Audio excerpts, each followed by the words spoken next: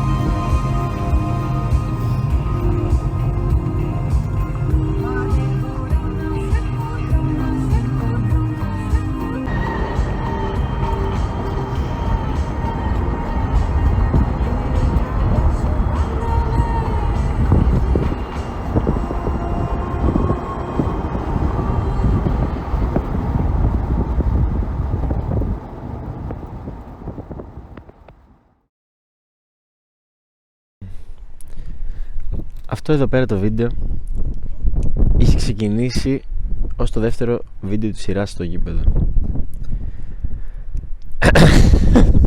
Βέβαια το γεγονός το οποίο θα πηγαίνουμε να βλέπουμε στην Άρτα είναι ένα μήνα μετά από τώρα, 28 Μάρτη. Παρέλειψα να το δω. Οπότε η μοίρα μας έφερε στην Κορονησία, σε αυτό το χωριό μέσα στον Αμβρακικό κόλπο, δίπλα από την Άρτα. Ένα πολύ όμορφο μέρος, το οποίο βρίσκεται χρονολογικά έτσι μια 25 ετία πίσω και βάλε. Πανέμορφο. Έχουμε πετύχει πάρα πολύ καλό καιρό την τελευταία εβδομάδα. Ένα μικρό λιμανάκι. Η διαδρομή από όταν βγαίνεις από την Άρτα και μετά, από τους Κωστακίους και μετά, είναι πάρα πολύ όμορφη. Τι βλέπουμε. Και αυτά μέχρι στιγμής. Ελπίζω αυτή τη στιγμή να έχει γράψει καλά ο ήχος, γιατί έχουμε θεματάκι. Αυτά.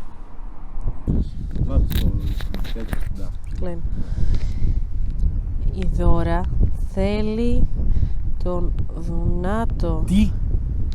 Η Δώρα θέλει τον Δουνάτο.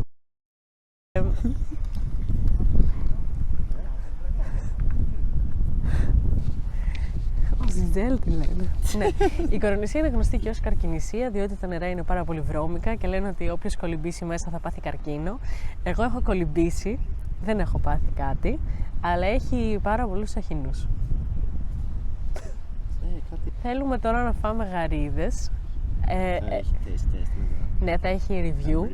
Εγώ θα ήθελα να ψαρέψουμε κιόλας, αλλά δεν ξέρουμε πού θα βρούμε μπετονιά. Πετονιά. Σιγά να βρούμε και τσιμέντα τιτάνια. Πώς λέγεται? Πετονιά. Εγώ νομίζω λέει μπετονιά. Αυτά. Άμα ψαρέψουμε, top. Άμα δεν ψαρέψουμε, πάλι top.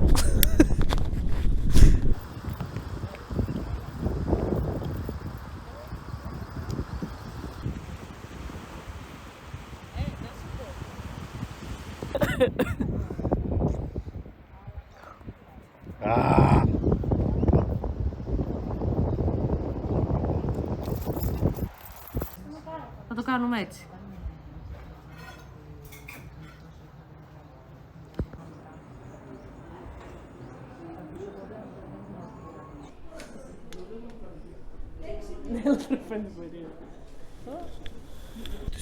Στις 24 λεπτά λοιπόν μας έκαναν μία παραχώρηση, ενώ δεν έχουν χύμα ούζο. Μας είδαν που είμαστε 20 χρονών και λένε εντάξει, θα τους χρεώσουμε 10 ευρώ για ούζο, θα τους χρεώσουμε 2,5. Ελπίζω δηλαδή, λες να μην θα το χρεώσουμε 3 ευρώ το 50. Πιστεύω θα χρεώσουν 4 ευρώ το ποτέ. Τι! Εντάξει. Και ακούγεται έτσι 30 χρονών. Λοιπόν, ας μαζέψουμε τα μανίκια μας. Πρώτη δοκιμή γαρίδα. Για να δούμε.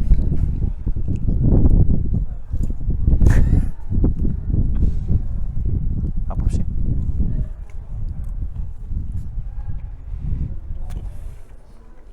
Τίμια. 8,5 στα 10. Πολύ μεγάλη. Έτσι, συγκροσιστική. Πολύ νόστιμη. Θα έπρεπε να ήταν ένα τσάκ λιγότερο ψημένη για να μην είναι τόσο. Για να μην μας χαίρεται τόσο πολύ. Αλλά πάρα πολύ ωραίο. Λοιπόν, τώρα εδώ τρώμε το μυρδάκι μας. Γάβος, τίμιο. Ωραίος, πολύ ωραίος. Δηλαδή, πάντα ένας καλός τηγανιτός γάβρος είναι ένα τίμιο 8. Ήμασταν λίγο βιαστικοί. Βέβαια, εντάξει, το βλέπετε, ποιότητα. Πάμε.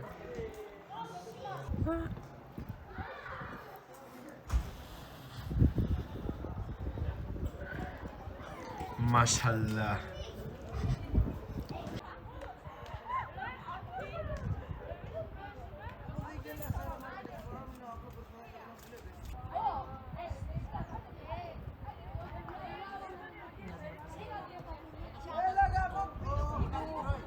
Γιατί?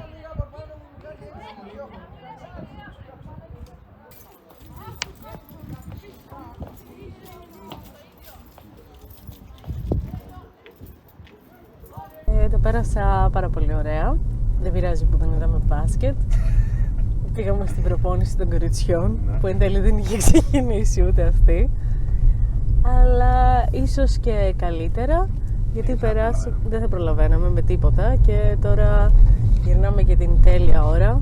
Είναι η αγαπημένη μου ώρα και για οδήγηση και σε τόσο ωραία περιοχή. Αυτά. Ένα λάθος που κατέληξε σε κάτι πολύ πιο όμορφο, έχω να πω. Γιατί έτσι όπως ήταν το πρόγραμμά μας, δεν θα προλαβαίναμε να έρθουμε στην Κορονησία εν τέλει. Και αν προλαβαίναμε, θα ήταν απλά για να περάσουμε βόλτα και μία ώρα απαγορευτική, ας πούμε, θα είχε εκτός. Θα χάναμε top φαγητό, εντάξει, ναι. Και θα χάναμε και κάτι μικρά που είχαν έρθει εκδρομή από τα Κουφονήσι και πέταγαν πέτρες στο αυτοκίνητο. Πέτυχα αυτό λίγο προβλητικό, δεν πέταξαν πέτρες στο αυτοκίνητο. Πέταγαν μεταξύ τους ναι. Και χτύπησαν το διπλανό αυτοκίνητο. Εντάξει, στο δικό μας αμάξι δεν υπήρχε πρόβλημα.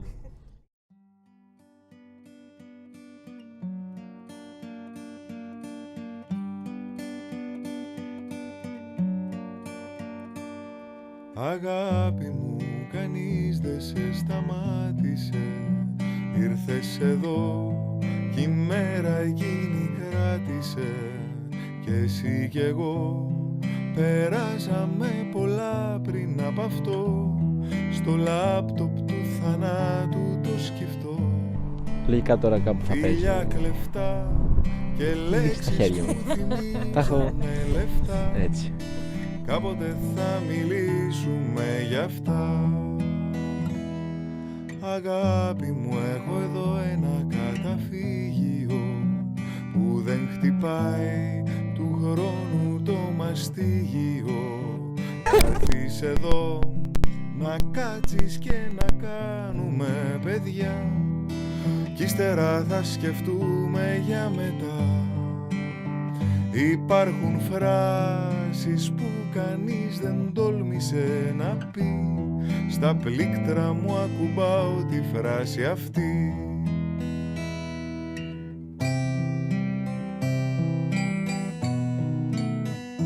Γυροκροσύνη. Γιαγιά μου. Ναι, γιαγιά σε γυροκροσύνη.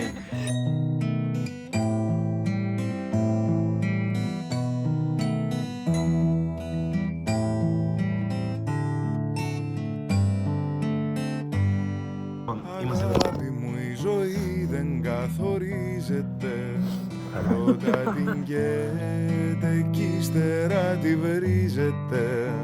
Μα εσύ κι εγώ περνάμε μια ζωή σε ένα λεπτό κι ύστερα το χαρίζουμε κι αυτό. Δεν ξέρω πώς σε βλέπω κι όταν σβήνουμε το φως και θησαυρίζει ο κόσμος ο κρυφός.